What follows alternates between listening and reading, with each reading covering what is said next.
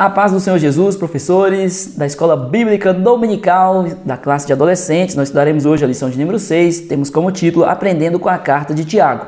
Na última lição nós fizemos uma visão panorâmica, uma vista panorâmica desta carta maravilhosa com ensinamentos práticos para a vida dos nossos alunos. É muito importante para a aplicação na vida deles. São ensinamentos que precisamos para sermos melhores cristãos, para realizarmos de melhor forma esta obra maravilhosa que foi nos encarregado, que Deus colocou em nossos corações. Nós amamos estar em sua presença e temos o desejo, se nós estivermos transformados verdadeiramente, e assim deve ser também na vida dos nossos alunos, tão novos, e desde já sendo frutuosos na presença de Deus. A leitura bíblica em classe está em Tiago, capítulo 2, versículo 14 ao 26.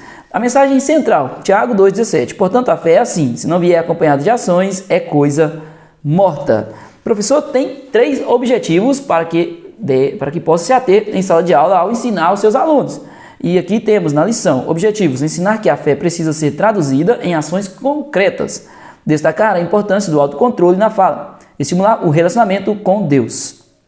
Aqui já tem o tópico, vamos descobrir, que nos lembra que hoje nós trataremos de 3 grandes desafios da fé cristã. Quais são esses 3 desafios? O professor pode, ao iniciar a aula, já escrever lá no quadro, se porventura houver, coloque lá no quadro esses 3 desafios, deixe pontuado para que os seus alunos fixem, tenham a fixação, uma melhor fixação do conteúdo. Os 3 objetivos, os 3 grandes desafios da fé cristã são, primeiramente, a fé que se manifesta através das obras.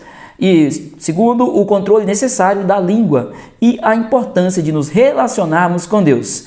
E faça essa pergunta para que os alunos tenham a reflexão. Você já experimentou dificuldades em alguma dessas áreas? Esta é uma pergunta importante a fazermos para os nossos alunos, porque todos nós temos lutas, dificuldades, todos nós passamos por momentos difíceis e temos nossas fraquezas também, e precisamos analisar, precisamos enxergar essas fraquezas ou pedir ao Senhor que mostre as nossas fraquezas para que possamos ser melhores, para que possamos aperfeiçoar em sua obra. E não é diferente na vida dos nossos adolescentes. O tópico de número 1 tem como título Expressando a fé em ações. Você já imaginou um forno que não assa? Ou um tempero que não tempera, o sal que não salga? Então, como a própria palavra, o próprio Jesus disse, se não serve para salgar, vai ser jogado para que seja pisado pelos homens. Então, já imaginou um sal que não tempera, que não dá sabor? Assim é a fé que não produz obras, que não produz qualquer tipo de evidência concreta. Assim é a fé. A fé precisa ser acompanhada de obras. E não como muitos ensinam que as obras vão abençoar a vida da pessoa. Não, é a fé em Deus, e a fé em Deus faz com que nós possamos dar frutos. Assim, na sua obra, na vida familiar, na vida com as pessoas próximas a nós, é através, primeiramente, da fé em Deus, Não na questão, a obra ela é fruto da nossa fé. Para Tiago, uma fé apenas intelectual, que mexe apenas com a mente, que não produz frutos, que não traz mudança de atitude, esta fé é morta. Porque o crente, nós lemos lá em Gálatas capítulo 5, versículo 22, que o crente, ele, cheio do Espírito, ele produz frutos. A verdade é que também o apóstolo Paulo fala dessa nova vida, essa nova criatura. O crente transformado, ele age diferente. E, inclusive, com fé e obras. Se ele tem fé em Deus e não tem nenhum desses frutos, que é citado ali, por exemplo, em Gálatas 5, 22, que é caridade, que é gozo, que é paz, que é longanimidade, benignidade, bondade, fé, mansidão, temperança. Precisamos observar a nossa vida. Precisamos observar, devemos lembrar isso também aos nossos adolescentes, que se eles têm amor pelo próximo, amor a Deus também, primeiramente, amor a Deus, amor ao próximo, se eles praticam coisas boas, obedecem os pais, são tementes ao Senhor, obedecem os professores, as pessoas que são mais velhas, que são pessoas compromissadas com a verdade, com Deus, com aquilo que é moral, então nós devemos lembrá-los dessa necessidade de nós darmos frutos de verdadeiros cristãos. E não simplesmente falarmos que somos cristãos, mas as nossas atitudes dizerem o contrário. Então, Tiago alerta exatamente sobre isso. A fé em Cristo combinará a confiança profunda em Deus. Primeiramente, confiança em Deus, ou seja, amar a Deus acima de todas as coisas e os frutos perceptíveis na vida do cristão. Aí quando isso acontece, quando nós estamos amando o próximo, né? Amando a Deus, amando o próximo, e amando o próximo é necessário nós agirmos como cristãos. Esses são os frutos. Estes são os frutos que deverá existir na vida de cada um de nós, irmãos, irmãs, jovem, velho, meninos, todos que são cristãos devem dar frutos na obra do Senhor. Esta é uma verdade. E elas devem ser feitas com a motivação certa. Logicamente que aquele que é salvo vai fazer com a motivação certa. Agora, aquele que não tem o entendimento ou que está mal intencionado vai fazer com outras intenções. E, infelizmente, existem pessoas dessa forma.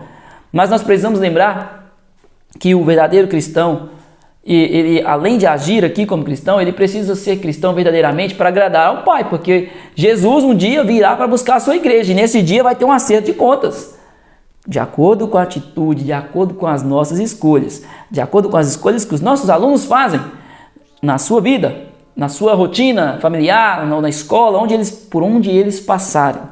É necessário ter compromisso com Deus. Então, o Tiago, nesse sentido, está dizendo que a fé se revela através de nossos atos, ou seja, a fé que dizemos ter é a fé que devemos demonstrar no dia a dia. Aquele que fala que tem fé em Deus e age como ímpio, ele é um hipócrita, ele está sendo mentiroso, e a verdade é que Satanás está fazendo zombaria com ele. Satanás, ele usa as pessoas ali para zombar, para criticar. Essa pessoa está servindo de escândalo, e logo Deus vai agir também com o seu juízo, porque com as coisas de Deus ninguém se brinca, de Deus não se zomba. Então é importante é importante que os nossos alunos sejam fiéis ao Senhor, que honrem o seu santo nome por onde eles passarem.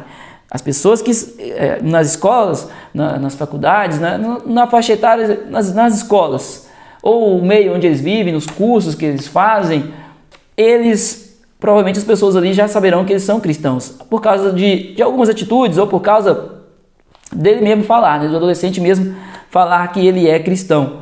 Mas se aparecer ali uma situação e ele agir como ímpio, por exemplo, com brincadeirinha de mau gosto, com coisas que humilham outras pessoas, aí a pessoa que pensava que ele era cristão vai ver que na verdade está agindo como ímpio. Então ali poderá ter uma situação que poderá receber um julgamento. Então é melhor andar na presença de Deus, ser fiel ao Senhor. Em que nós vemos que na Bíblia é citado aqui o exemplo, Tiago cita o exemplo de Abraão, que teve fé em Deus e agiu, porque a fé faz a gente se mover. A fé em Deus faz com que nós nos movamos. E Abraão, ele tendo fé em Deus e Deus pedindo que apresentasse Isaac ali como sacrifício, Abraão foi. Talvez Abraão estivesse esperando que Deus ressuscitasse a Isaac. O importante é que Abraão creu em Deus. E citou também aqui o exemplo de Raabe, que abrigou os espias ali na muralha, quando os espias estavam a vigiar a terra que eles futuramente tomariam, que Deus entregaria em suas mãos. Raabe, ela abrigou aqueles espias, e assim o Senhor agiu com misericórdia. Elas pediram que eles se lembrassem, quando eles retornassem àquela terra aqui, quando viesse tomar a terra, que lembrasse, que cuidasse dela. E ela creu. Ela quis a presença de Deus, quis aceitar que Deus pudesse governar a sua vida, e assim teve fé. E assim o Senhor agiu. No momento em que o povo de Israel foi tomar aquela terra, eles pouparam Raabe e a sua família. Abraão evidenciou sua fé entregando seu filho, e Raabe abrigando os espias em sua casa. É o que nós lemos também na palavra de Deus. Juntamente com os nossos alunos, façamos esta avaliação. O seu comportamento condiz com a sua fé em Cristo? Faça essa pergunta para eles, de uma forma que eles reflitam, de uma forma que eles pensem se estão fazendo a vontade de Deus. Algo precisa ser mudado? Faça essa pergunta também, e assim que Deus possa mover no coração de cada um de nós em sala de aula, de cada um de nós, para que possamos ser melhores nesta obra maravilhosa. É um manual de prática, né? A carta de Tiago é considerada um manual de prática para a vida do cristão e que seja desta forma. Tem uma frase de um escritor, C.S. Lewis, que é bem interessante, que diz assim: se a cruz que você carrega não te ensina a amar, não é a mesma de Cristo. Ou seja, nós falamos que temos a fé, mas muitas das vezes não temos a atitude de Cristo. Então devemos estar alinhados com a vontade de Deus. Nossos alunos precisam agir dessa forma. 2. Como se comunicar com sabedoria? Afinal de contas, quem nunca foi vítima ou vilão do impacto desastroso de uma palavra dita na hora errada ou da forma errada? Quem ainda não foi vítima ou vilão, né? A pergunta é essa. Muitas das vezes as pessoas falam mal de nós, que nos criticam, são injustos conosco, que nós nos sentimos tristes. Mas muitas das vezes nós podemos ser o meio que possamos muitas das vezes entristecer outras pessoas por causa da falta de vigilância. E nós, como crentes, nós devemos saber que nós devemos ser ponderados, devemos ser moderados naquilo que iremos falar. Devemos ter a orientação do Espírito Santo em todas as circunstâncias da nossa vida. Então, devemos lembrar aos nossos alunos que eles devem ser respeitosos no agir com as pessoas, respeitosos com os pais, com os mais velhos, para que não causem um problema, um transtorno ali, uma situação difícil de contornar, mas que sejamos sempre sábios e a sabedoria possa ser demonstrada na forma que nós agimos e falamos também, da forma que falamos, daquilo que provém de nossa boca. Já pensou? Eu falo que sou crente, lá na escola, alguém brinca comigo, e eu vou lá e profiro uma palavra, um palavrão. Que crente é esse? Esse crente está agradando a Deus? Então, essa questão da sabedoria em nós, até para esses momentos, né, que passaremos em nossa vida. A língua como freio e leme. Aqui temos Tiago 3 ao 5 como base para este tópico. Vamos ler aqui direto na palavra de Deus, Tiago 3 ao 5, falando da língua como freio e como leme. Leme, que é utilizado para a condução do barco ali, né, quando está na água. Tiago 3,3 diz assim: ora, nós pomos freios nas bocas dos cavalos, para que nos obedeçam, e conseguimos dirigir todo o seu corpo, né? Aquele freio que é colocado na boca do cavalo, para que possa guiar o cavalo. O 4 diz que vede também as naus que, sendo tão grandes e levadas de impetuosos ventos, se viram com um bem pequeno leme para onde quer a vontade daquele que governa. Está falando quando a pessoa está no barco e está remando, levemente, suavemente, e dessa forma vai levando o barco para onde quer. O que Tiago está falando? Que a nossa boca deve ser governada com freio. As coisas que devemos falar, possamos ter controle daquilo que sairá de nossa boca, porque domínio próprio é característica do cristão, né? Ter domínio dos seus atos, das suas atitudes. Então é isso que ele está falando. E do leme, conduza com sabedoria, com tranquilidade, a sua língua, a nossa língua, né? Que nós possamos agir como cristãos. É exatamente isso que Tiago está falando. Assim também a língua é um pequeno membro e gloria-se de grandes coisas. Vede quão grande bosque um pequeno fogo incendeia. A língua, ela é uma bênção quando usamos para abençoar, mas quando usamos da forma errada, incendeia, traz problemas, traz dificuldades. Então é este o conselho, que a língua possa ser como freio, possa ter freio e possa ter leme. A mensagem bíblica é clara: controle a língua ou você será controlado por ela. Seria terrível, né? Nós sermos controlados por nossa língua, porque às vezes aquilo que nós falamos vai gerar um monte de situações que nós precisamos lidar, ou seja, a língua está controlando, aí tem que reverter situações, pedir perdão, mudar as atitudes. Então é melhor que nós controlemos a nossa língua para que não paguemos um preço alto. 2. A língua como fogo e veneno.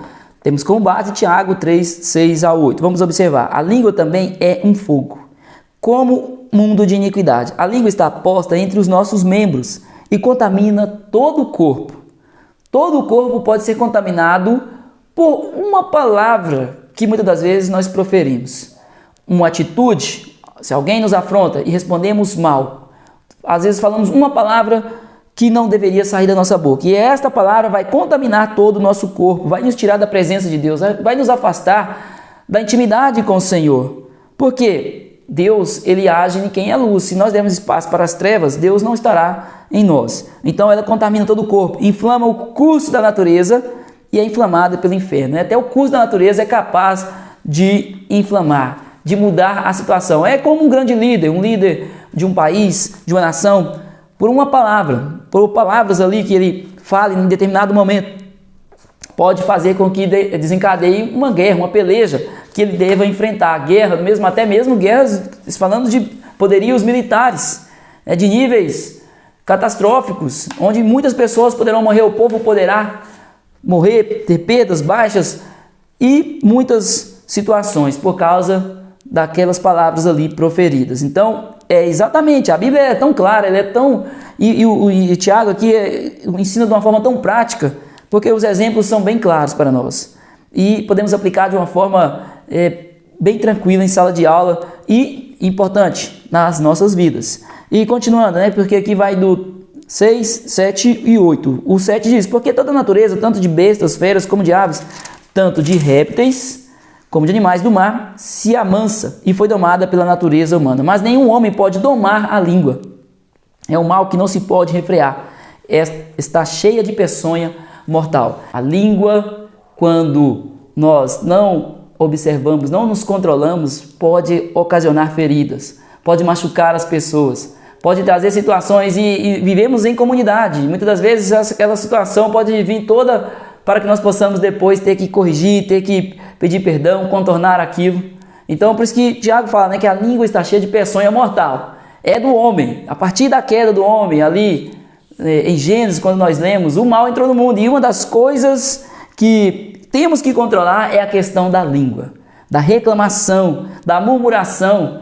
Por exemplo, nós já vemos ali a forma que Adão, ele tratou com Deus, tentando sair, falando com Deus, em vez de ele usar a sua língua para pedir perdão, ele foi colocar a culpa em Eva, e Eva colocando a culpa na serpente.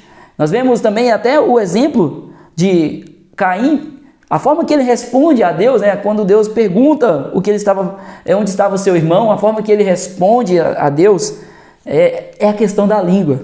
E por isso nós precisamos controlar, precisamos ser tranquilos em situações difíceis. Principalmente, a palavra de Deus lá, o provérbio de Salomão diz que a resposta branda desvia o furor. E se nós, então, muitas das vezes, nos calarmos de determinadas situações, já abranda o problema. Mas existirá momentos ali que os nossos alunos precisarão dar resposta, mas que possam dar a resposta certa. Possam entender que a resposta certa vai desviar o furor, vai ter um controle.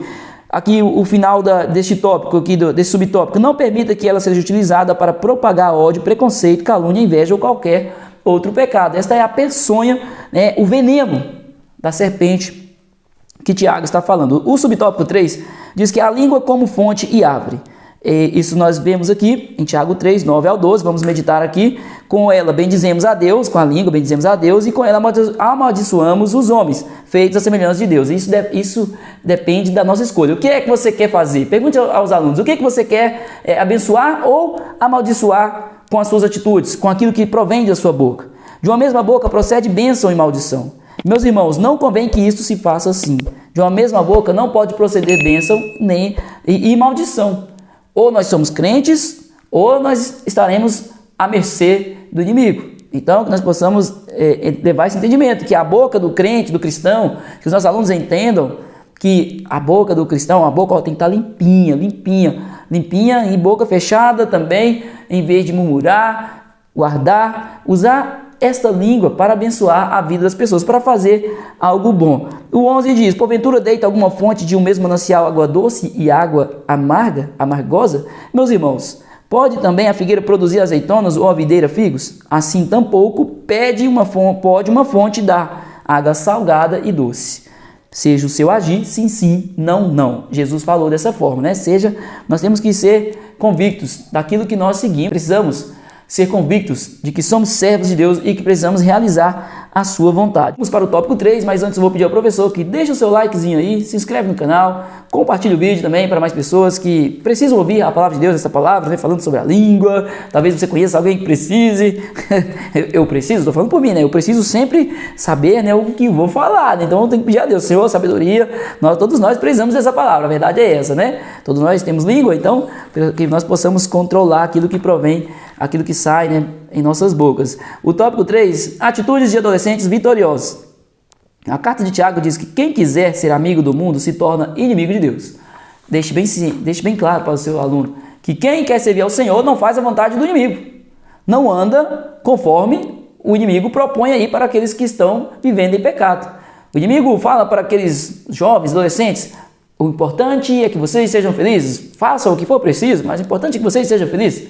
Mas Deus fala exatamente o contrário. Aceite a Cristo e seja feliz, viva, tenha uma vida com ordem, uma vida com decência, com reverência, respeitando os pais, casando-se com uma mulher, ou a mulher casando-se com um homem, e vivendo, fazendo isso no momento certo, e não ter vários parceiros, viver na promiscuidade, não utilizar drogas para pensar que vai se aliviar o fardo, não, lembrando a eles que Jesus é quem alivia o fardo, Jesus é a solução para os seus problemas.